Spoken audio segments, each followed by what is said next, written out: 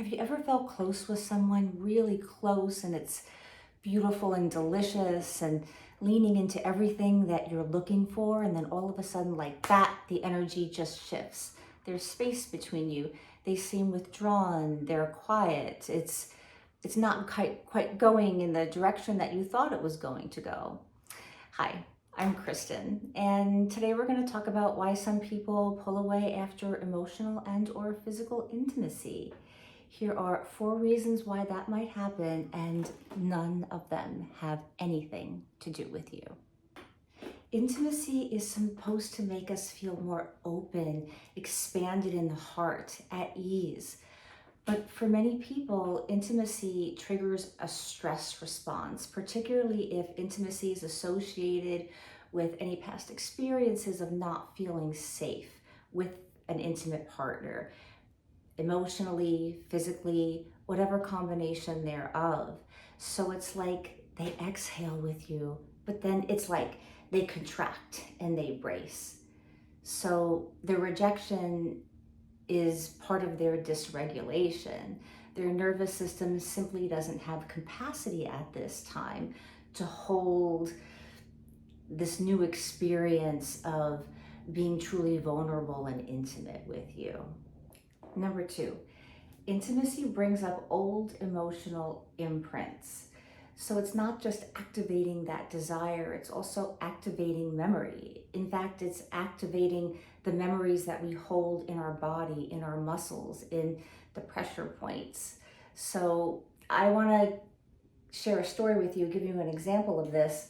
I have a friend, my friend Sue, who's 70, and she recently got into a relationship with a man, and everything was going wonderful, and then all of a sudden he just started kind of not being as close, not sharing as much. And so she asked him about this, and he kind of just blurted out, I have trouble trusting anybody. And it turned out that his wife, who had passed, he was having issues with her family in terms of the will and inheritance and money. And he had felt very, very close to her family and her children. And he felt very betrayed by this, what was happening with the will and what she left him, and all that stuff that we're all so familiar with when it comes to wills and death. But for him, it kind of just landed in him, and it was lack of trust of anybody that he had any kind of an intimate or felt very close to.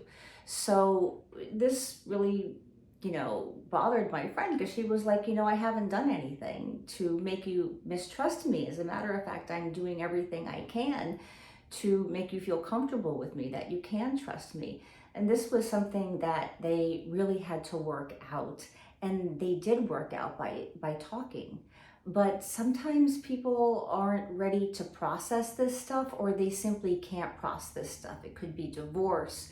It could be a terrible breakup. It could be something within their childhood or their family dynamic that they are just looping in, and they can't process, and it's not your job to process it. It's their job to process it. And you can offer to be there, you can offer support, but you can't insert yourself and allow your life to be run by someone else's stuff.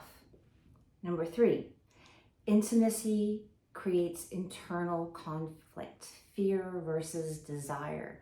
So the adult part of them wants to connect more, but then there's this younger self that is fearing something around connection. And they are creating distance to calm a certain conflict or overwhelm they're feeling around these fears. So I had this experience years ago. I was dating this guy.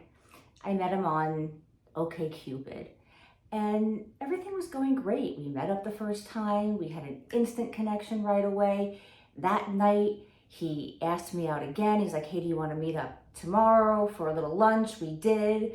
The next day, he asked me to his company Christmas party, and there was nothing too pressure about it. It didn't feel like he was pushing anything. It genuinely felt like we were just 2 people who had met, and we had a connection, and were enjoying it and wanted to explore it and wanted to hang out with each other. But the more we dated,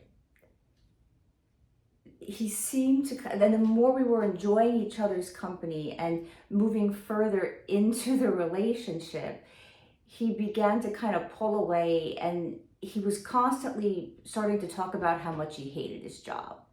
I just hate my job. I've hated my job forever. I've always wanted to leave this job.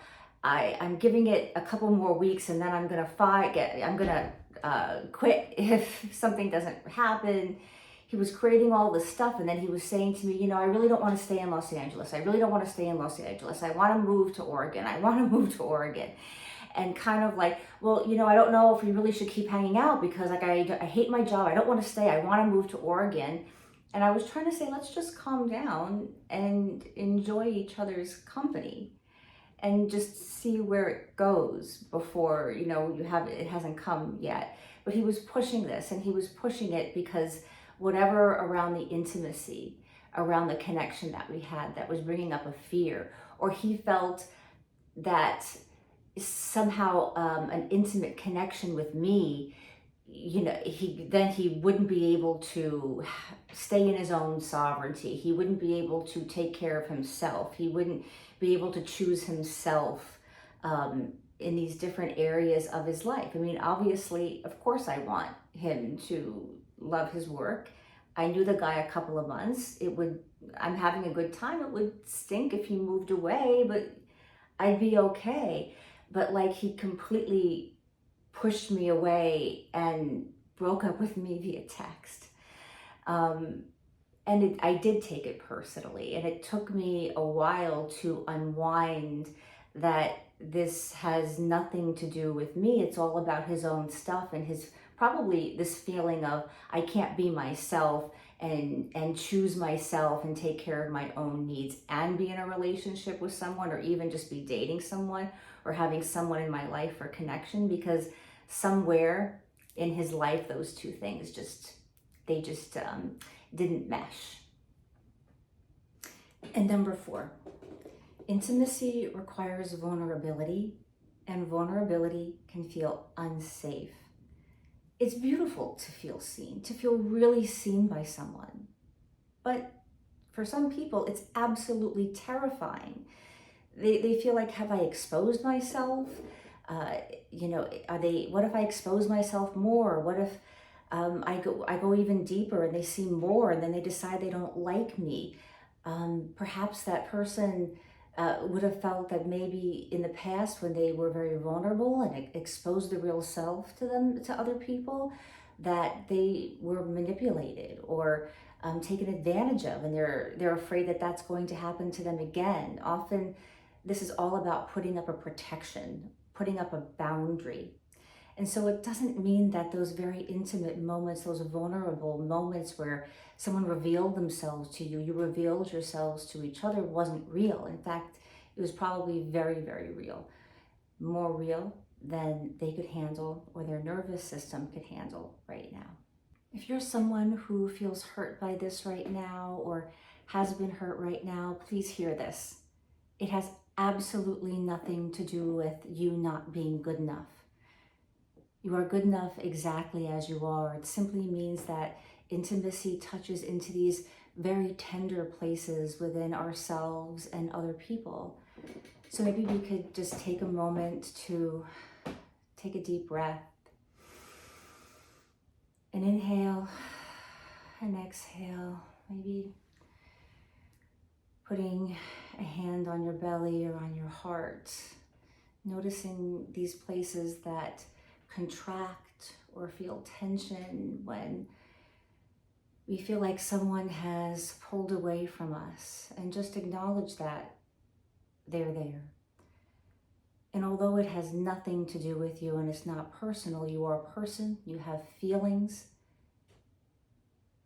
and you have a right to be in your body and feel those feelings. They're real. Surrender to it, feel it, don't resist it. Let it process through. And as you acknowledge whatever tension might be there, notice that maybe that tension can ease up just a little bit, and that you are tending to your own heart, to your own sense of confidence and sovereignty around being able to take care of yourself, that you are letting someone do what they need to do to be in their process, that their process and their healing is on them. You can be there to offer support, to offer compassion, non-judgmental guidance, reassurance. But if it's something that they can't take in right now, it's not your job to push. It's not your job to chase it. It's not your job to feel bad about yourself about it. It's just your job to be in your feelings about it and to let that wash over you, and just notice that as you let that be there, that it begins to maybe just soften a little bit and a little bit more. As you breathe into your heart, noticing any nervousness. Maybe that nervousness is turning into excitement about what could possibly be for yourself moving forward. If you're choosing to maybe discuss this with this person, being open to the possibility that you sharing how you feel and allowing yourself to be clear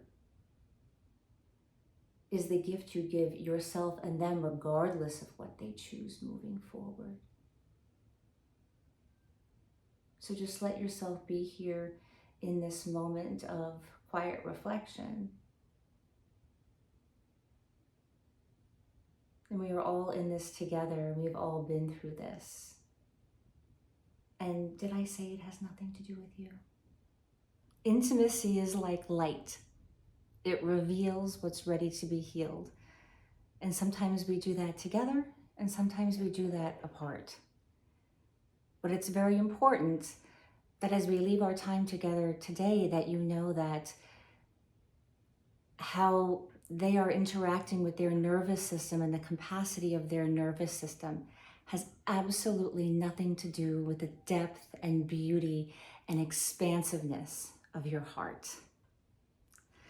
I want to thank you for being here today. Please leave me a comment and let me know if you've been through this. What are some of the nourishing things that you do after a breakup, or when someone does this or behaves in this way? What are some self-care tips and tricks that you would like to share with the community? I'm Kristen. I love to make videos around helping you find your inner resource and finding those places where we can find ritual in everyday life, and how we can use that to create more intimacy with ourselves first, and then bring that to the other people in our lives. I do journal with me, so I start with meditation and we go into journaling and creative space. I do that live once or twice a week. You'll see some pre-made videos for that as well. And I am looking forward to having more of these kinds of discussions with you. So please subscribe if you'd like to join the community, hang out with me more, and see more videos like this. And please give me a thumbs up if you've enjoyed this, if it's been supportive to you. It helps YouTube to kick this out into the algorithm so that it can be supportive to other people out there. Thanks again, and I will see you in the next one.